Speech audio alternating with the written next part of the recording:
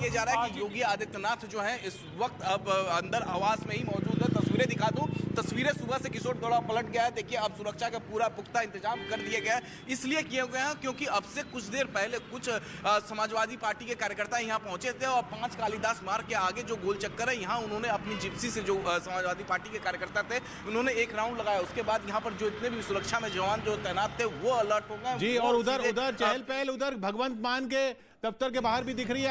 अमित पांडे वहां मौजूद है। अमित, क्या हो रहा है वहां पर?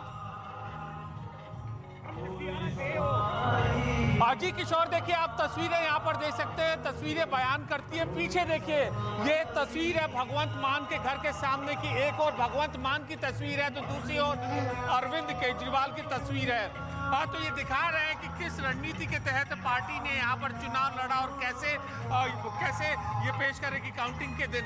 और ये एलईडी स्क्रीन है, जैसे ही 12 बजे के आसपास तस्वीर साफ होगी किशोर, इस एलईडी स्क्रीन पर अरविंद केजरीवाल का स्पीच लाइव आएगा और ऊपर भगवंत मान संबोधित करेंगे इस मैदान में। सबसे ज्यादा आश्वस्त आम आदमी पार्टी दिख रही है पंजाब की जीत को लेकर।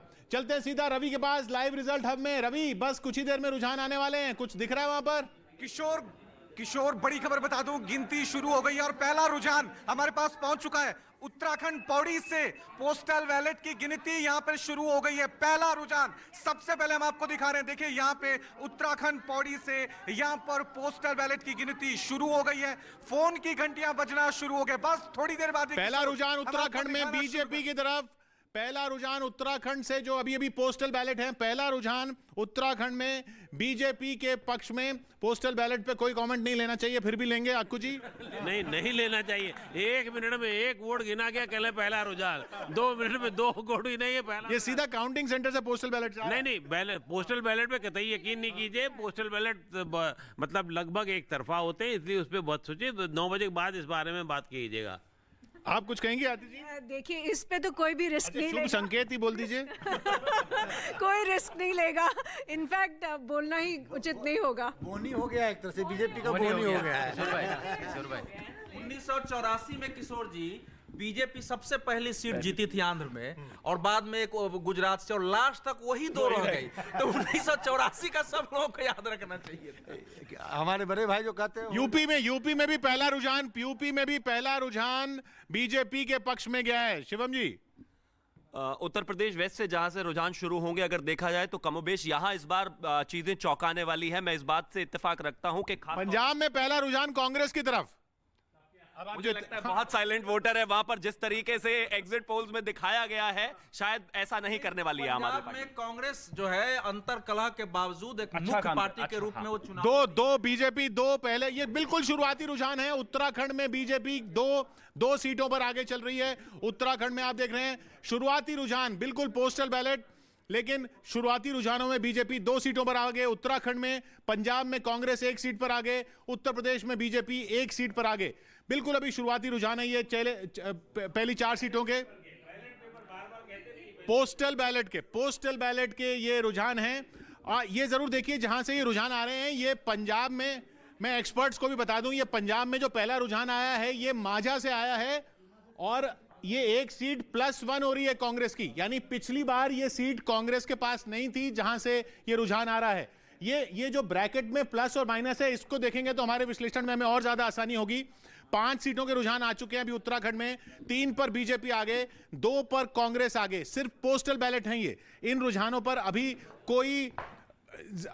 इन रुझानों से कोई नतीजा ना निकाला जाए। जी आरती जी? जो ये दिखा रहे हैं पोस्टल बैलेट के रुझान दिखा रहे हैं, उससे एक बात तो साफ होती है कि जो पुरानी ग्रैंड ओल्ड पार्टीज है इंडिया की, उनका कंट्रोल पोस्टल बैलेट पे बहुत ज़्यादा है। इनफैक्ट कई सारे लोग जो है ईवीएम के खिलाफ बोलते हैं और पोस्टल बैलेट चाहते हैं। उनको ये समझ लेना चाहिए कि पोस्टल बैलेट कि असल में जो फंडामेंटल्स है वो बिल्कुल सही नहीं है। एक चीज ये भी क्लियर कर दी, पोस्टल बैलेट जो होते हैं वो ज़्यादातर सरकारी कर्मचारियों के होते हैं, और वो सैनिकों सरकारी कर्मचारियों के वो सरकारी कर्मचारी कह रहे थे नाराज चल रहे हैं। नहीं, वो रुझान पता लगेगा ना, अभी पूरा आने तो भाई मेरे, ऐसा तो कोई जरूरी थोड़ी है कि वो करते।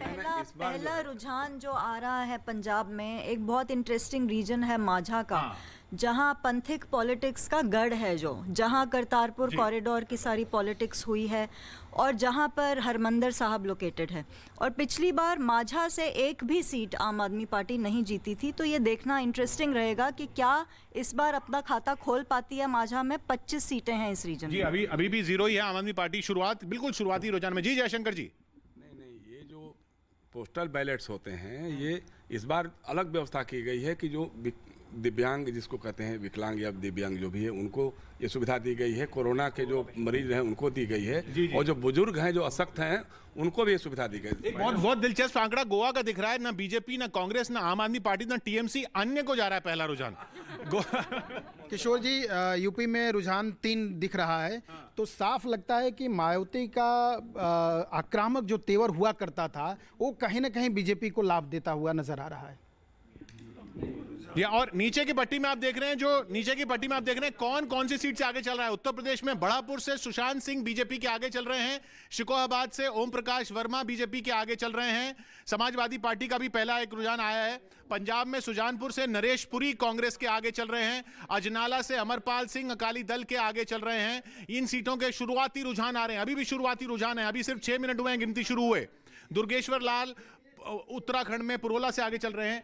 एक एक सीट का आपको रुझान दिखेगा। नीचे इस पट्टी में आप देख रहे हैं, घड़ी के साथ में जो पट्टी है, उसमें एक एक सीट का, जहां से हर काउंटिंग सेंटर से हमारे पास ये नतीजे आ रहे हैं, एक एक सीट का रुझान वहां पर दिख रहा है। पौड़ी से राजकुमार पोरी आगे चल रहे हैं उत्तराखंड में। जागेश्वर से गोविंद कुंजवाल कांग्रेस के आगे चल रहे हैं। उत्तराखंड के अभी तक 5 रुझान आए हैं, 3 पर बीजेपी आगे, 2 पर कांग्रेस आगे। पंजाब के अभी तक 2 रुझान आए हैं, दोनों पर कांग्रेस आगे, 2 पर कांग्रेस आगे, माफ कीजिएगा, और 1 पर अकाली दल आगे। 3 रुझान आए अभी तक। गोवा का अभी तक 1 ही रुझान आया है जो अन्य के पक्ष में जा रहा है। यूपी के अभी तक 6 रुझान सामने दिख रहे हैं, जिनमें 5 पर बीजेपी आगे, समाजवादी पार्टी 1 पर आगे। 5-1 बिल्कुल शुरुआती है। वहां जो फूल रहा था वहां समाजवादियों का, वो उसी अभी कह नहीं सकते, इसलिए बहुत ज्यादा उत्साहित या उत्तेजित होने की बात नहीं है। अगर पोस्टल बैलेट पे आप एक इंडिकेशन लेना चाहते हैं, ऐसे इसकी मान्यता वैसी नहीं होगी, लेकिन फिर भी एक वर्ग जो है, जिसे आप कह रहे थे कि नाराज है तमाम कारणों से, पेंशन योजना की बात हुई थी सरकारी कर्मचारियों के बारे में समाजवादी पार्टी द्वारा, अखिलेश यादव द्वारा, तो वो चीज किक ऑफ नहीं किया। मैं एक चीज और बताऊं, जो बहुत इंटरेस्टिंग बात बता रहे हैं, ये सरकारी कर्मचारी नाराज है और बेहद नाराज था, खासतौर से ओपीएस को लेकर के, ओल्ड पेंशन स्कीम को लेकर के। लेकिन बाद में उसने यही कहा कि हम वोट तो जो है वो भाजपा को देंगे, ऐसा लगता है। मैं ये कह रहा हूं कि देखिए पोस्टल बैलेट के मायने क्या है। इस बार पुरानी पेंशन बहाली की आवाज उठी थी कि ये चुनाव मुद्दा रहेगा, इसके बावजूद अगर सरकारी कर्मचारी बीजेपी को पोस्टल बैलेट में ज्यादा दे रहे हैं, तो उसका अर्थ तो कुछ है ना। 20 लाख तबका है किशोर जी जो कह रहे हैं, 20 लाख बड़ा फैक्टर। फिर भी आगे चल रही है बीजेपी पे। अभी शुरुआती आप गिने ये सुजानपुर पंजाब में जो शुरुआती रुझान है, बहुत इंटरेस्टिंग सीट है। यहाँ से 4 टर्म का विधायक है जो भाजपा का है, भाजपा के विधायक दिनेश बब्बू, और ये इनिशियल ट्रेंड्स कह रहे हैं कि नरेश पुरी कांग्रेस के आगे हैं। ये बहुत इंटरेस्टिंग है क्योंकि भाजपा अर्बन सीट है ये सुजान। बिल्कुल ये शुरुआती रुझान, बिल्कुल शुरुआती। फिर भी ये जैसा अदिति जी बता रही हैं, एक एक सीट पर ध्यान देने की जरूरत कि वो कौन सी सीट पे कौन आगे चल रहा है और उसका क्या मतलब निकाला जाना चाहिए। ये आप देखें, उत्तराखंड में पिथौरागढ़ में मयूख मेहर कांग्रेस के आगे चल रहे हैं। उत्तराखंड में 5-5 का स्कोर हो गया है, एकदम शुरू होते ही 2020 का मैच शुरू हो चुका है उत्तराखंड में। 5 बीजेपी, 5 कांग्रेस। देखिए ये तो 5-5 का 70 की सीट है। पंजाब में 2-2। हाँ, इसमें एग्जिट पोल की भी जो बात हुई, पंजाब 2-2 तो मतलब वो किसी और टैंजेंट पे चला जाएगा। Uttarakhand will go to the wire, मतलब उत्तराखंड के नतीजों के लिए बहुत इंतजार करना पड़ेगा कि किस ओर फाइनली जा रहा है, ये चीज तो तय है। लेकिन उत्तर प्रदेश 10-3, इस वक्त 10-3 का स्कोर चल रहा है उत्तर प्रदेश में। और अगर हम फैक्टर्स में देखें तो आप नजर मारिए, उधर उत्तर प्रदेश में बीजेपी 2 सीटों, 1 सीट पर आगे चल रही है गंगा यमुना बेल्ट में, जिसमें 2 का उससे नुकसान हो रहा है। वहां पर 2 सीटें जो समाजवादी पार्टी आगे चल रही है गंगा यमुना बेल्ट में, वो 2 सीटें छीन रही है वो दूसरी पार्टियों से। ये अभी बहुत अर्ली होगा कहना कि गंगा यमुना बेल्ट में, एक गंगा यमुना बेल्ट के साथ जुड़ा हुआ है जो यादव बेल्ट है, जो आपका कन्नौज और इन सब के इलाकों के साथ आएगा, जो थोड़ा सा अगर इधर जाएंगे। लेकिन वहां अगर यादव कंसोलिडेशन है, वहां उनके साथ मुस्लिम नहीं है।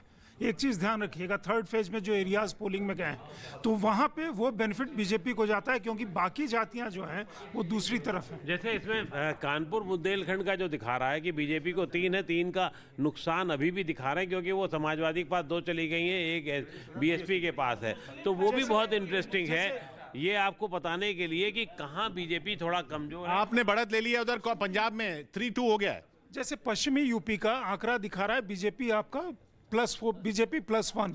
अगर वेस्टर्न यूपी में जहां कहा जा रहा था कि समाजवादी पार्टी सीधा सीधा उनको बेनिफिट है, फर्स्ट 2 फेजेस उनका जो इको चेंबर है ये प्रचार कर रहा था कि यहां से शुरुआत हो गई है समाजवादी पार्टी की। If this is going to be the trend तो समाजवादी पार्टी के लिए काफी मुश्किल है। जी, मैं प्रीति हमारे साथ यहाँ जुड़ रही है। प्रीति हमारे साथ आ गई। प्रीति, मैं यहाँ पर एक्सपर्ट से बात करता हूँ, मैं चाहूंगा कि आप जरा इन फैक्टर्स पर नजर मारें और बताइए कि कहाँ पे हमें ध्यान देने की जरूरत है।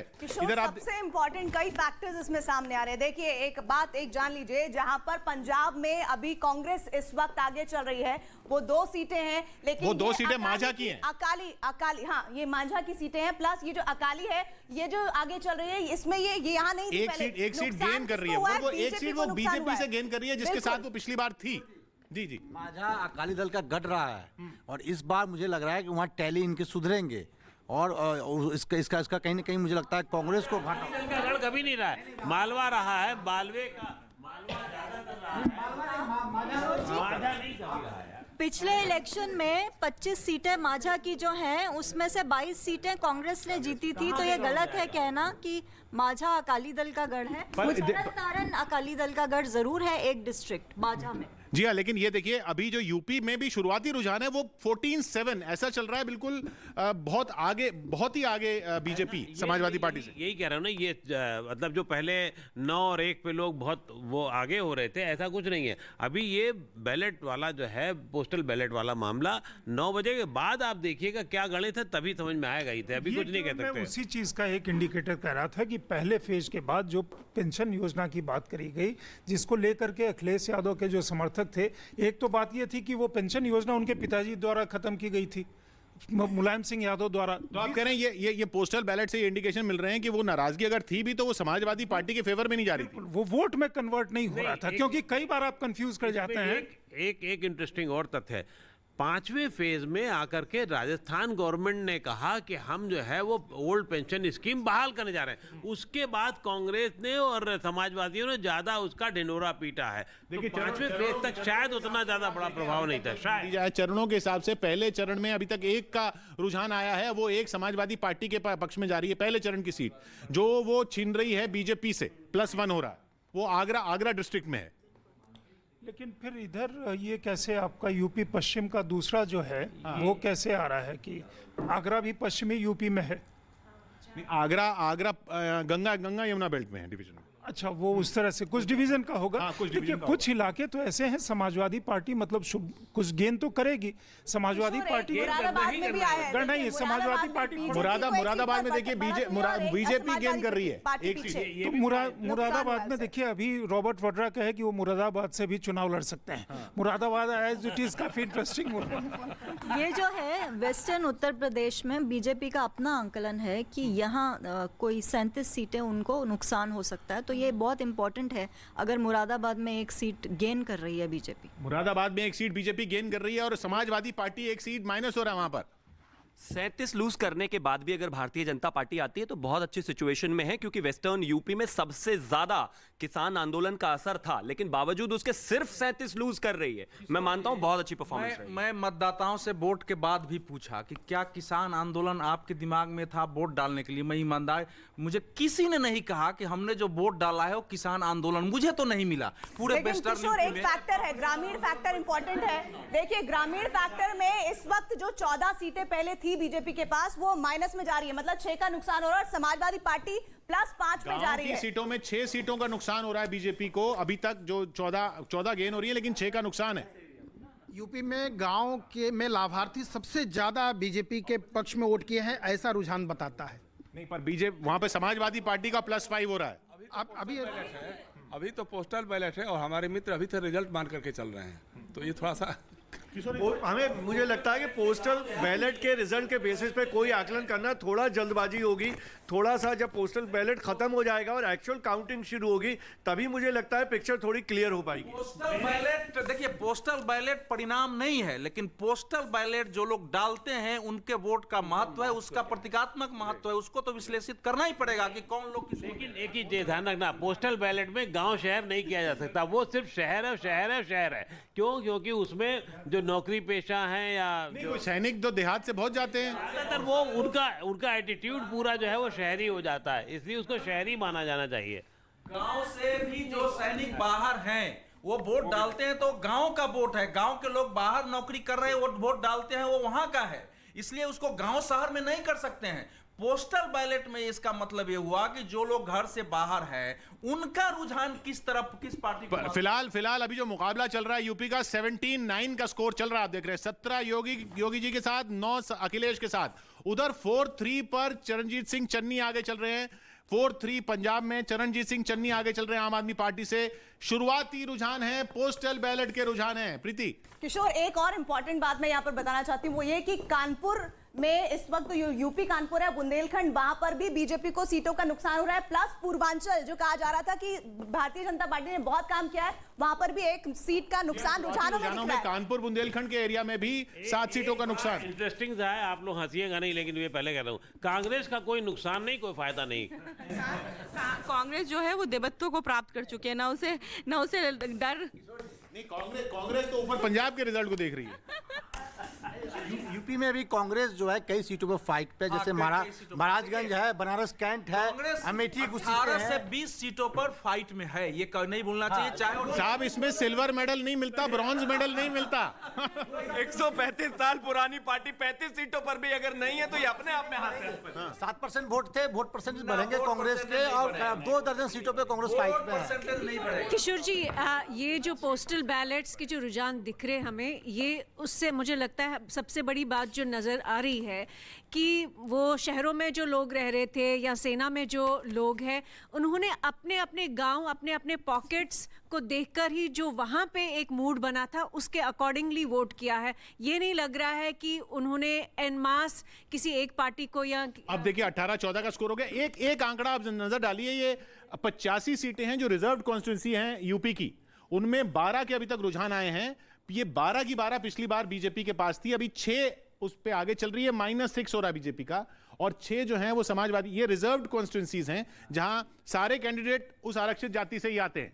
ये बहुत इंटरेस्टिंग है, अगर ये ढर्रा हुआ तो फिर ये एग्जिट पोल भी पलटने के पूरे मूड में हो जाएंगे। ये ढर्रा बहुत महत्वपूर्ण है ये। जयशंकर जी देखिए मैं बहुत मुतमईन हूँ। हमारे यहाँ बहुत सारे पलटी मार हैं और बीच में पलटते रहेंगे, समझ गए किशोर। लेकिन एक बहुत बड़ा फैक्टर है, देखिए ग्रामीण, देखिए ये इलाका जो इस वक्त हम दिखा रहे हैं, बीजेपी को सबसे ज्यादा नुकसान हो रहा है इन सीटों में। जाति के जो पढ़े लिखे युवा हैं, उन्होंने समाजवादी पार्टी को मतदान किया है। जी हाँ, ये आरक्षित सीटें 85 आरक्षित सीटें बहुत महत्वपूर्ण। 85 आरक्षित सीटों में 6, ये 13 की 13 अभी तक जो रुझान आया है, ये 13 की 13 बीजेपी के पास थी पिछली बार, उसमें -7 हो रहा है और +7 समाजवादी पार्टी की तरफ हो रहा है।